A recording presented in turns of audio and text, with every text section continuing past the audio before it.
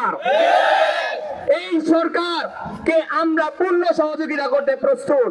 আর কারিগরি সেক্টরের যে বৈষম্য চলমান রয়েছে, কারিগরি সেক্টরের যে দুরবস্থা, আমরা চাই সরকার এই ব্যাপারে দ্রুত থেকে দ্রুত ব্যবস্থা গ্রহণ করুক, আমাদের কারিগরি শিক্ষার্থীদের পাশে দাঁড়াক, আমাদের কারিগরি শিক্ষাকে আরো উন্নত থেকে আরো উন্নততর করুক।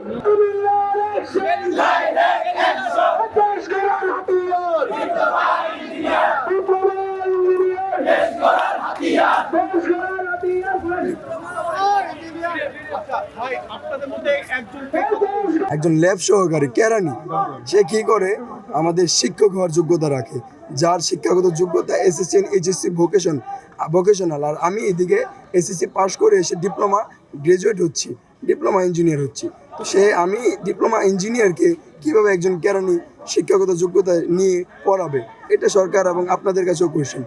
আপনারা জানেন আমাদের কারিগরি শিক্ষা হাতে কলমে শিক্ষা, আমরা মুখস্থ বিদ্যার উপর কম জোর দিই, হাতে কলমে শিক্ষাটাকে বেশি জোর দিয়ে এগিয়ে যাই।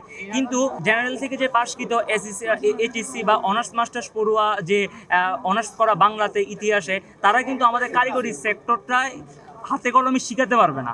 তাহলে সেই ক্ষেত্রে তারা কেন আমাদের শিক্ষক হতে যাচ্ছে, বা তারা কেন আমাদের এখানে উড়ে এসে জুড়ে বসতে যাচ্ছে?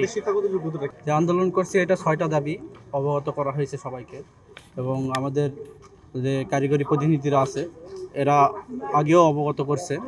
তো আমাদের যে প্রধান দাবিগুলো, ক্রাফট ইনস্ট্রাক্টরদের ক্যাম্পাস থেকে মনে করেন আমরা যে অবৈধ যে রায় হয়েছে সেটা অবৈধ নীতি আমরা প্রত্যাখ্যান করছি। তাদেরকে অবৈধ নিয়োগ আমরা কোনোদিন মানবো না, পরবর্তীতেও আমরা মানতে রাজি নাই। দেশব্যাপী আমাদের আন্দোলন চলমান, সেটা শুধুমাত্র আমাদের কারিগরি শিক্ষার্থী, পলিটেকনিক শিক্ষার্থীদের। আমাদের সরকার, এই সরকারকে গঠন করেছি আমরা, এই সরকারের জন্য আন্দোলন করেছি আমরা, কিন্তু কোনো তৃতীয় পক্ষ যারা ছাত্রলীগ নিষিদ্ধ সংগঠন বিভিন্নভাবে উস্কে দিচ্ছে আমাদের ভাইদের এবং দেশের পরিবেশ অস্থিতিশীল করার পায়তারা করছে। আমরা বলে দিতে চাই, এই ছাত্রলীগ আমাদের শুধু 6 দফা নয়, ছাত্রলীগকে যদি আবারও পুনরায় দমন করতে হয়, সেটা আমরা সর্বোচ্চ প্রস্তুতি নিয়ে তাদেরকে দমন করব। আমাদের দাবি দীর্ঘ 8 মাস ধরেই বলা হয়েছে, মেনে নেওয়া হয়েছে। আমরা এই পর্যন্ত একটি সংস্থার কমিশনও গঠন করতে দেখিনি সরকারকে।